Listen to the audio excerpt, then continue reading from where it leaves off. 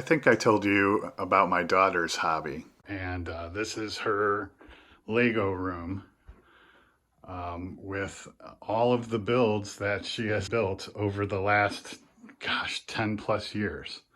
Lego haul. I got this because, because it's a retired product. Cool. I got it on sale. Awesome. Wow, how many pieces is that thing? 2,200. 2,200. So here's the finished product. That thing is pretty doggone cool. And there's her car in the driveway. As you can see, it's a Volkswagen. And here's the other one she made. That one opens up. So, yeah. So I think I'll do the Volkswagen in tribute to her. All right, I'm going to go ahead and get started on this. I'm not going to do a complete unboxing or anything like that. I went through the parts before. There's actually quite a few videos out there on this kit and this build. So I'll just do some highlights as I go along. Looks like 119 parts,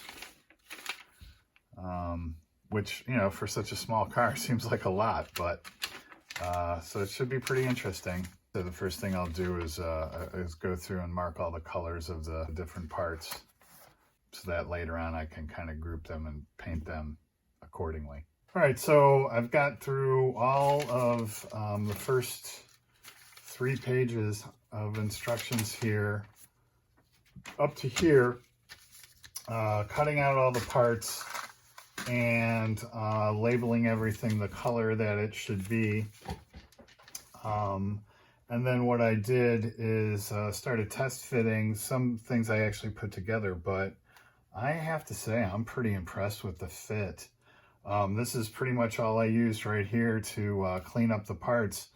And I love how they did the connection points at points you're going to sand anyway, or even if it's here, as long as you sand it right down to the surrounding surface, it completely disappears, which is awesome. I love when kits are like that. And then I just have some things test fit in here. So this is just test fit. And you can see everything fits really nicely. All right, so I've got all the parts through the first 3 pages here done, up to, you know, bringing the chassis together. So now I'm going to build this part, which is, you know, all this.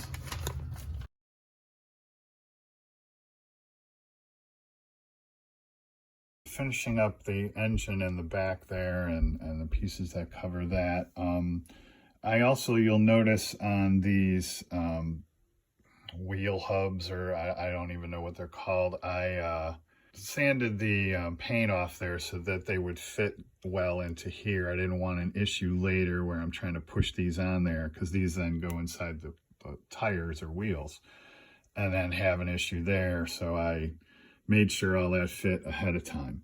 Another interesting thing, again, this is only my second car, so on this they have it where you can make the front wheels, you know, turnable, and what they talk about here is, instead of gluing these parts in, apparently that means get something hot and you melt that shut like a rivet almost, which is kind of interesting.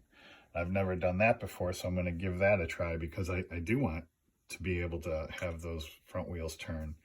So I'm going to give that a shot, something I've never done before. So I cut those down, and I'll touch them with the black again later, but that, and then you don't glue in here either. And so then that'll enable those to turn like that. So we'll see how this works. So that's pretty much done. There was one little break there that I had to glue back together, and I have that toothpick kind of holding it together till it dries, but the rest of it I'm pretty happy with. So now I'm starting on the wheels or tires, and on these hubcaps I'm going to try to use that same technique that I used on these, which was just a wash in there to bring in the center to bring the Thunderbird out. So I'm going to try to do the same thing with the VW. So I'm just going to put together a wash and dab it in there. I used this wash here and just dabbed it in there, and then kind of let it dry a little bit, and then rubbed it down with a swab, and you can see the black back in there. I think that'll work. Good enough for me anyway. All right, so I've got basically this bottom all finished now, and turns out the front wheels do turn, so that's kind of cool. And yeah, everything came out nice. So I'm done with like the first stage, so to speak, or first assembly. All right. And there's the engine. I think that came out pretty cool.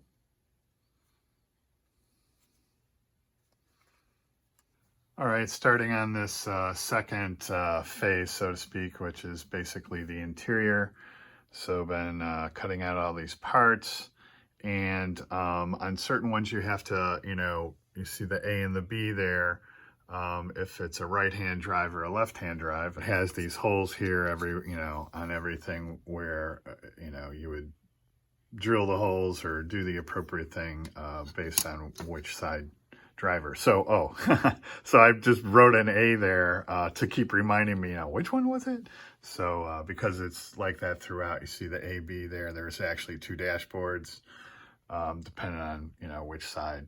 So just got to keep an eye out for that. So I just finished up the white parts. And actually what I did was, when I was out looking at the Volkswagen, color palette, their white is actually a very slightly off white. So what I did is went with the Insignia white and just a drop of the cream. And that's kind of what I came up with. So once that dries in, I'll mask it. That's that back dashboard is supposed to be gray. And then I think I'm going to do red accents on the interior. So moving along.